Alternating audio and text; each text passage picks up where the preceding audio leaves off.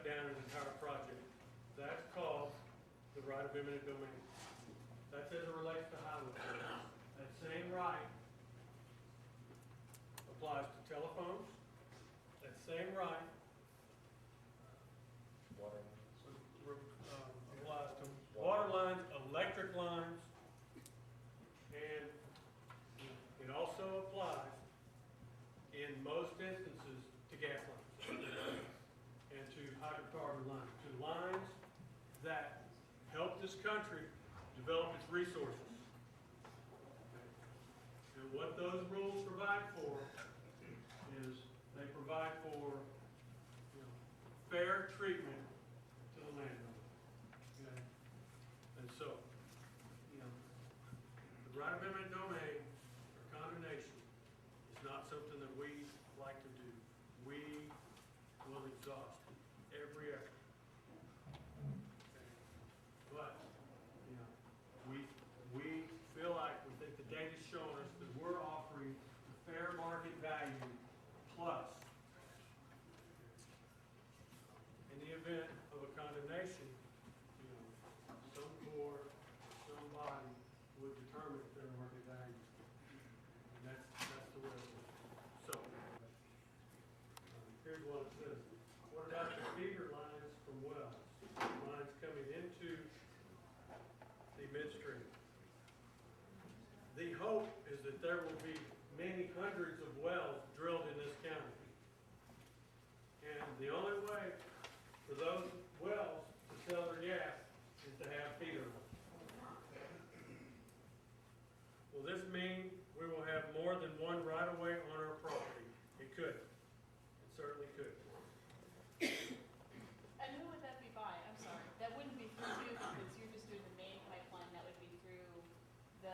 It could be us, it could be the producer, or it could be another third party. And what I would ask, just in fairness, if you guys please would write your questions down, that would help me so that I can get through all of these so we don't end up.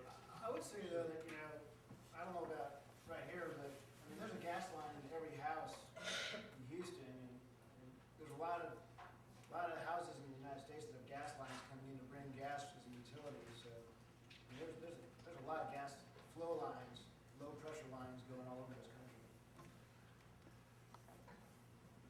That's the only way to move it. Is through a gas line.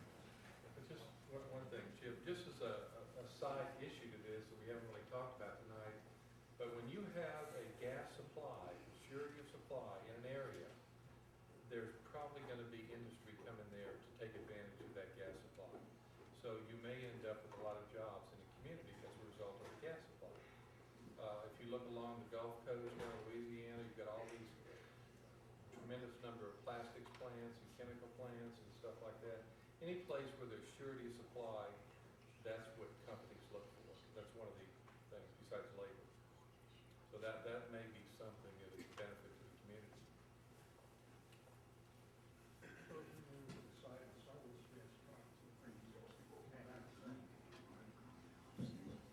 If we decided to sell this gas business, then it would have a new owner. And the new company would be running. Pardon me? No, all agreements would remain in place and valid in that instance. This question says, with all the companies putting gas in the lines, how is it determined how much gas each one can put in the line? What is the gas company rights? And how is it determined how much gas each company can put into the line? That is a negotiation. That's a business negotiation. And so, I can tell you that our intention is to transport and get to market as much gas as possible. What are the gas company rights? Our rights are to run a business, like anybody else. And we did mention the right of eminent domain. They might be asking about gas company being me. How do they know how much gas we're putting in versus somebody else? What our rights are? Okay. That's kind of what the question sounds like. And we have meters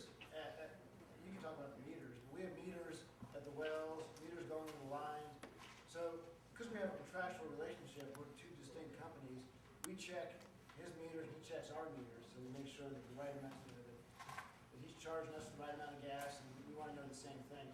So, there's meters along the way, but we know how much gas is going, coming from each well.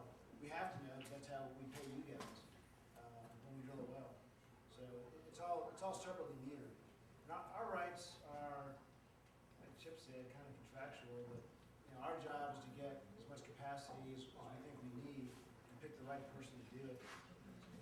I think we've done. Next question on this card is, can you play favorites?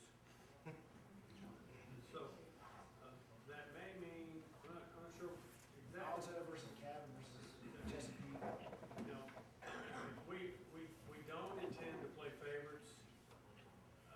You know, our relationships are all business relationships. If someone wants us to haul their gas and they don't want to pay us any money, then in that instance, we would have to play favorites.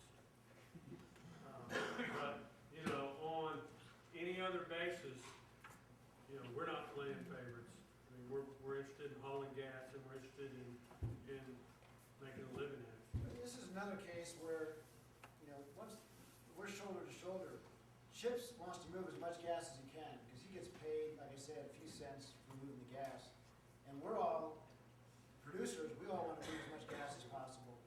So I think we're kind of on the same team in that one.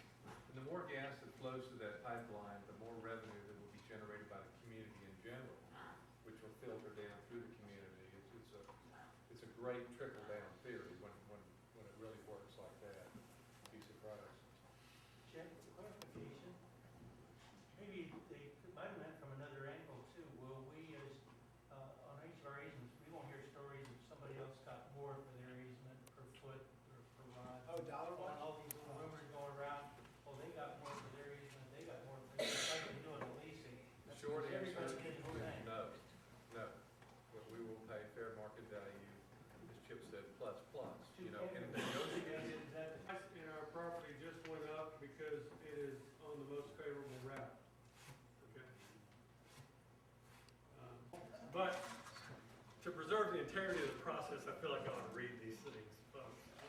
Property value is a small portion of the total cost, so belly up and pay it, not fair market value, but what's fair.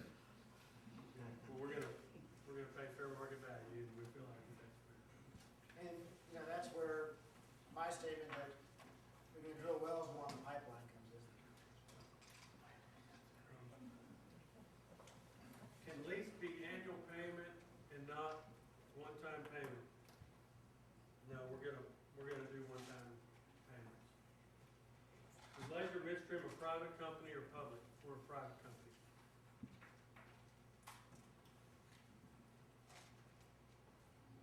I have roads affected by the pipeline crossing, will they be completely restored?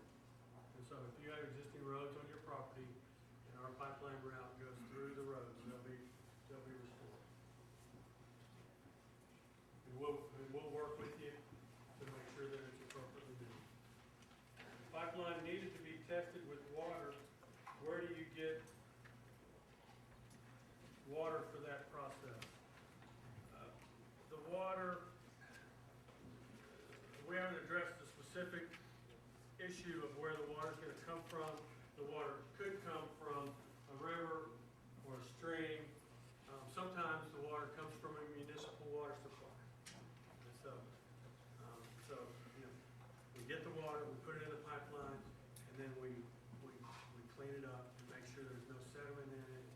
And, you know, we test it. If it's clean, under the supervision of the EPA or the Department of Environmental Protection, we put it back in a stream if everybody deems it appropriate.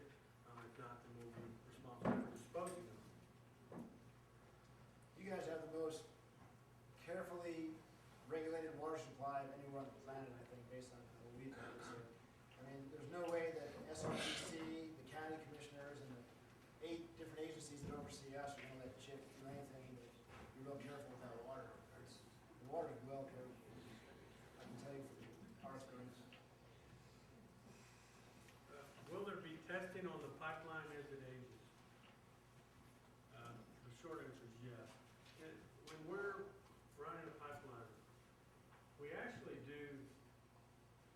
continuous testing in the form of, Joe was talking about the meters. The meters serve various purposes, okay? One purpose is to allocate and make sure that everybody's getting paid their fair share. The other purpose is for us to measure the ins and the outs on an instantaneous basis so that we can see if there's some disparity. If there's a disparity, that means there's a leak. You know, some of the other testing that we do is we do something that's called cathodic protection testing, which is, if any of you guys have boats, you have anodes on your boats, and you understand that that's how you protect steel products. There are, you know, the DOT does require periodic, what they call integrity, pipeline integrity management programs and testing, which involves either smart pigs, which is a pig that looks at the piece of pipe every so often, or a new hydrostatic test. And so we'll be responsible for participating. Who is doing your environmental permitting? We've got a consulting group in Houston that's done some environmental permits up in this area that's working on it.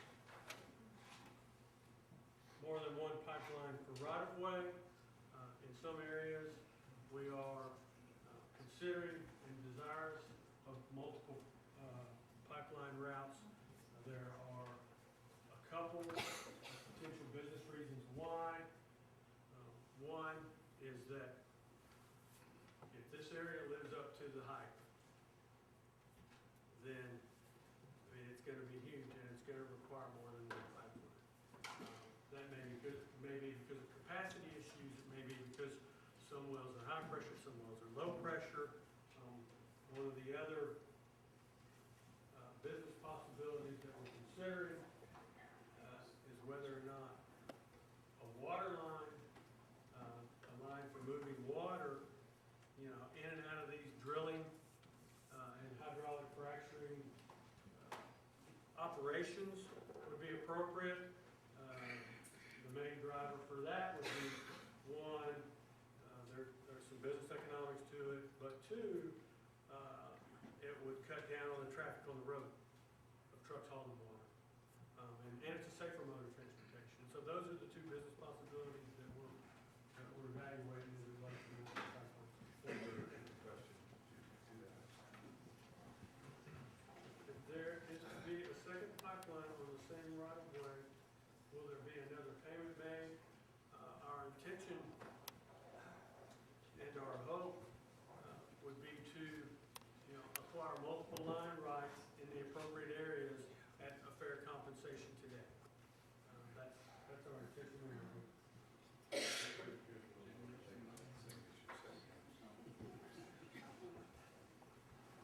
I'm trying to do this without my reading glasses.